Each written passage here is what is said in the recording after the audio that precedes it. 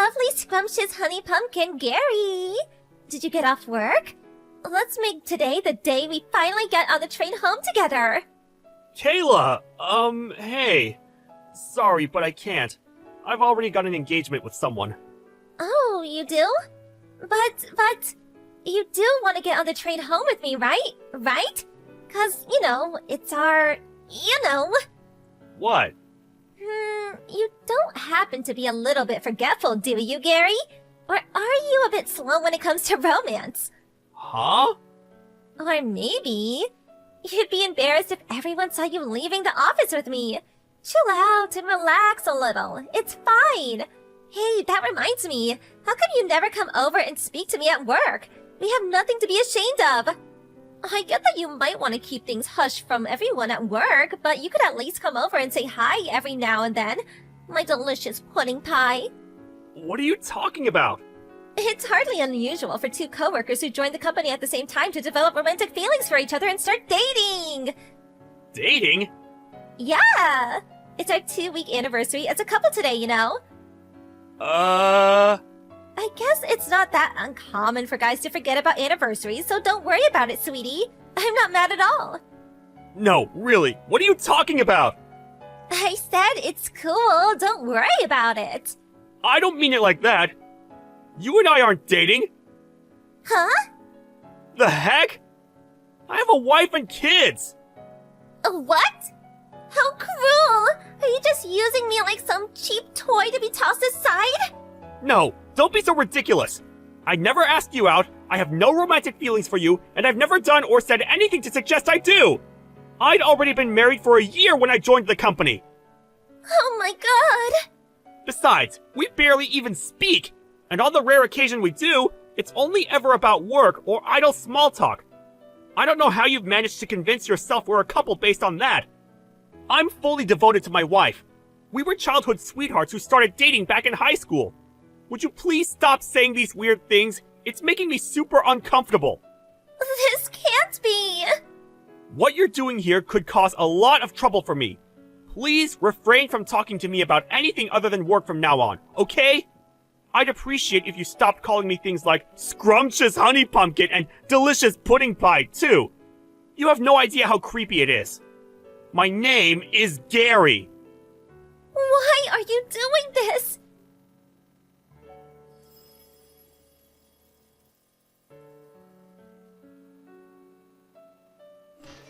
Gary, my old flame, my once favorite dreamy sugar dumpling, I need to talk to you. What is it? I've told you countless times to only talk to me about work-related things, and only when we're at the office. Why are you messaging me again? Would you please just cut it out already? Plus, I told you to stop it with the creepy nicknames. Just Gary is fine. Gary. I don't think you'll be puffing your chest out like this for long. Wanna know why? Hehe. You see, because you're so stubborn and wouldn't be honest about your feelings, I had no choice but to go and find another boyfriend. Cool. By the way, we're really close already. What would you say if I said I thought he might be the one? That's great. I hope you're happy together. What? No, wait! You were supposed to start panicking! Why? Isn't it normal to be worried when another guy takes the girl you like? Aren't you gonna fight to win me back? Nah. What? Why? I never had any romantic feelings for you in the first place. Are we done? Great. I'm going home. Bye.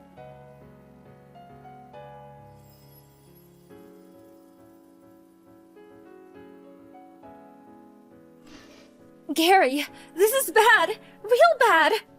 Sarah, what's wrong? You're on errands out of the office now, right? That's right. I'll be finishing up and heading back soon, though. No, please, you can't. The manager told me to tell you not to come back to the office. Why not? Kayla's really gone and done it. Kayla? What do you mean? She got caught having a steamy romp with Steve, the manager from sales and marketing, in the stationery cupboard. What? Isn't Steve married? And this isn't even the worst of it. His wife must have found out about what was going on somehow, because she just stormed in the office yelling, "Where the hell is that trashy harlot Caleb Briggs?" The managing director currently is trying to calm her down with tea and biscuits in the waiting room on the 3rd floor. So what about Steve and Kayla? Steve immediately admitted wrongdoing, got on his hands and knees, and begged his wife for forgiveness in the hallway in front of half the company. The managing director ordered him to wait on the 4th floor meeting room, so that's where he is now. As for Kayla, she's currently barricading herself in the 2nd floor inventory management room. Judging from the sounds coming out of there, she's smashing things up in some kind of frenzied rampage. She even smashed one of our new products that was just about to be sent out for delivery, so I'd be surprised if she still had a job after this. What a spectacular mess! There is one more thing, Steve. She was yelling your name the whole time. What? I'm pretty sure everyone's got a good idea of what the situation is, so I don't think you need to worry. We all noticed a while back how she kept following you around and waiting for you after work to make advances at you. You reported her to the managing director several times too, right? Yeah.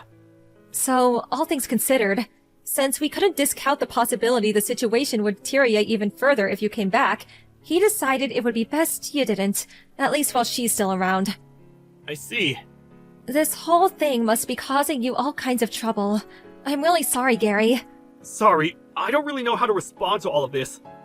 But in any case, thanks for passing on the message. I appreciate it. I'll be in touch as soon as there's any kind of development. Got it. I'm really sorry for inconveniencing you guys.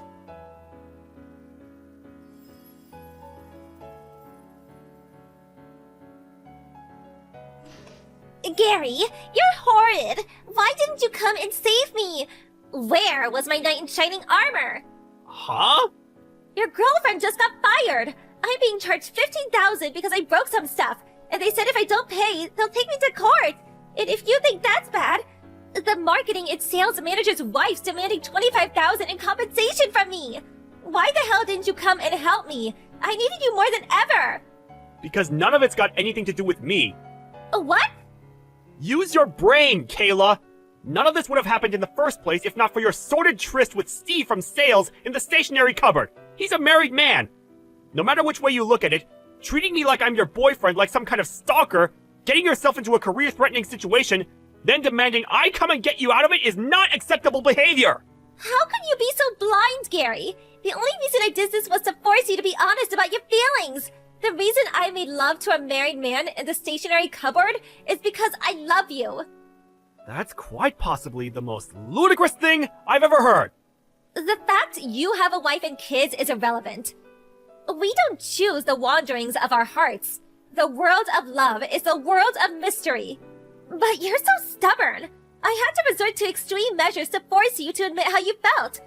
And be honest about the fact that you're head over heels in love with me. That's why I had to find a new boyfriend. What the hell? That's why you had an affair with the married sales manager? That's right. Things might have not worked out exactly as I planned, and maybe I did lose my job over it. But surely at least now you realize how much you love me. Surely now you realize how important I am to you. Tell me you do, my sweet trickle muffin. Hurry up and admit you're crazy about me. Divorce your wife and let's be together forever. I'm unemployed now, so I'm ready to be your stay-at-home housewife. It's actually perfect timing when you think about it. I'll be the wife of your dreams. Let's build a household full of love and warmth together, my chocolate love bunny. More like the wife of my nightmares. I feel like I'm in a horror movie. You're actually insane. Huh?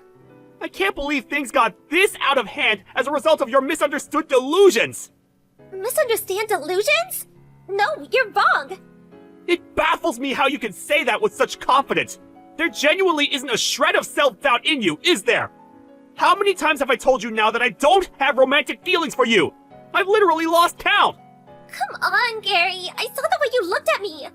The very first work drinking party we all went to after me and you joined the company, the moment our eyes met across the table. I remember it all like it was yesterday. The fateful moment. What? The fateful, precious moment our eyes met. The overwhelming force of your amorous gaze. You pierced my heart with your love sphere. I won't let you say you've forgotten. I won't. What the hell? Ugh! Listen to me, lady. That drinking party you're talking about, I wasn't even there! My wife and son fell ill with something that day, so I ducked out of work early, which means I ended up having to pull out. You're lying! You either dreamed it, or this is a severe case of mistaken identity. No, you're lying. That can't be true. Why don't you try asking Steve, your new boyfriend? He should still have the chat logs from when I messaged him, saying I couldn't go because I had to take my wife and son to the docks. I won't believe it. I won't. Never contact me again! Wait! I'm blocking you!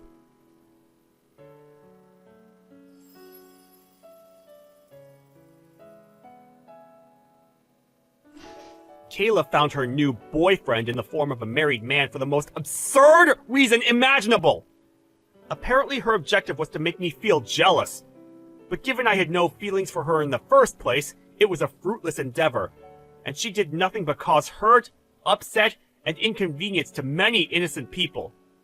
On top of that, Steve from sales also got fired when the extent of the damage to the business his lover had caused with her spectacle became apparent. I heard that after he divorced his wife, he continued to be obsessed with Kayla. Eventually, they got married on the condition that he'd cover all of the compensation she owed, and he even convinced his parents to let them both move in with them in the family home. Rumor has it that Steve's parents are known in the neighborhood for being a little peculiar and idiosyncratic. To quote a coworker who lives nearby, "That girl's gonna have her work cut out living with that family. It's not a fate I'd wish on my worst enemy." A chill runs down my spine every time I think about the unfortunate future that awaits her. If only she didn't go making the mother of all misunderstandings.